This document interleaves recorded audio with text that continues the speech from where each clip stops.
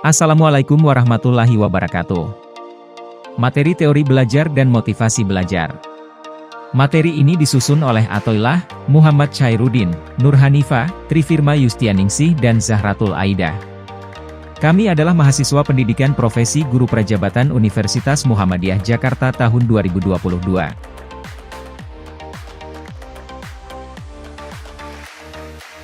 Pritchard, 2008, belajar, to learn, memiliki arti to gain knowledge of, or skill in, something through study, teaching, instruction or experience. Sedangkan menurut Skung, 2012, belajar memiliki arti learning is an enduring change in behavior, or in the capacity to behave in a given fashion, which result from practice or other forms from experience. Inilah pengertian belajar dari berbagai ahli.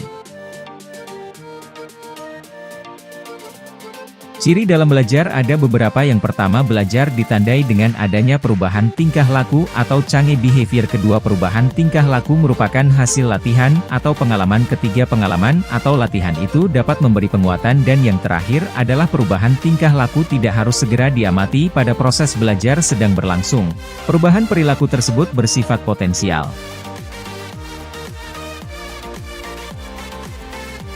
Teori belajar behaviorisme menurut Ivan Pavlov, belajar adalah suatu proses perubahan yang terjadi karena adanya syarat-syarat, conditions, yang kemudian menimbulkan reaksi, response, berdasarkan eksperimen dengan menggunakan anjing. Pavlov menyimpulkan bahwa untuk membentuk tingkah laku tertentu harus dilakukan secara berulang-ulang, dengan melakukan pengkondisian tertentu.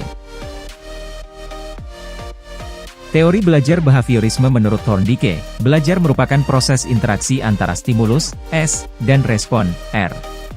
Dalam teori SR dikatakan bahwa proses belajar, kali pertama organisme, hewan, orang, belajar melalui proses trial and error. Menurut Thorndike juga hukum belajar terbagi menjadi 3. Yang pertama, law of readiness, yang merupakan hukum yang menyatakan bahwa dalam belajar organisme atau individu harus dalam keadaan siap, baik secara fisik maupun mental untuk menerima atau mempelajari pengetahuan dan perilaku baru agar mencapai keberhasilan. Kedua, law of effect, yang merupakan hukum yang menyatakan bahwa setiap organisme memiliki respon sendiri-sendiri dalam menghadapi stimulus dan situasi yang baru. Dan yang terakhir adalah law of exercise, yang merupakan hukum yang menyatakan bahwa untuk menghasilkan tindakan yang sesuai dan memuaskan untuk merespon suatu stimulus maka seseorang harus mengadakan percobaan dan latihan yang berulang-ulang.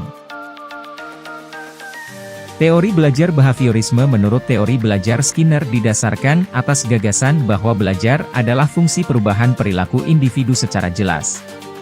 Perubahan perilaku tersebut diperoleh sebagai hasil respon individu terhadap kejadian, stimulus, dari lingkungan.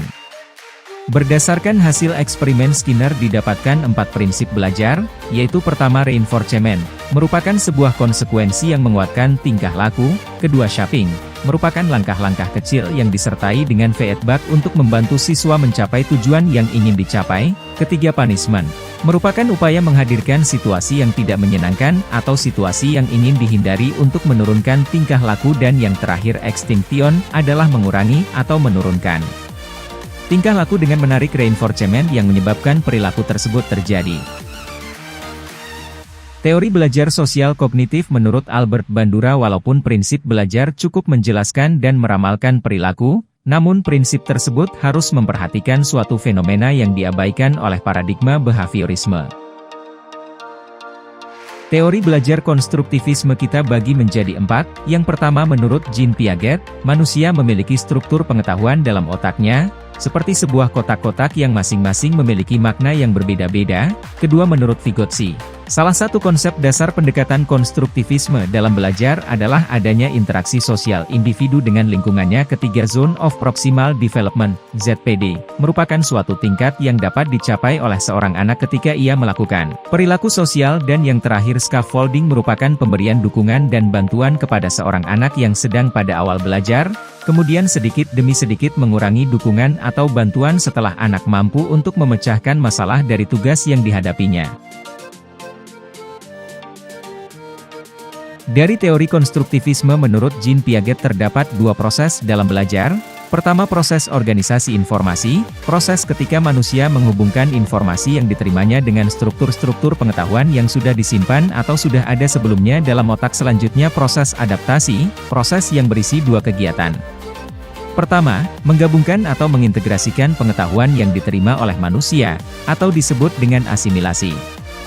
Kedua, mengubah struktur pengetahuan yang sudah dimiliki dengan struktur pengetahuan baru, sehingga terjadi keseimbangan.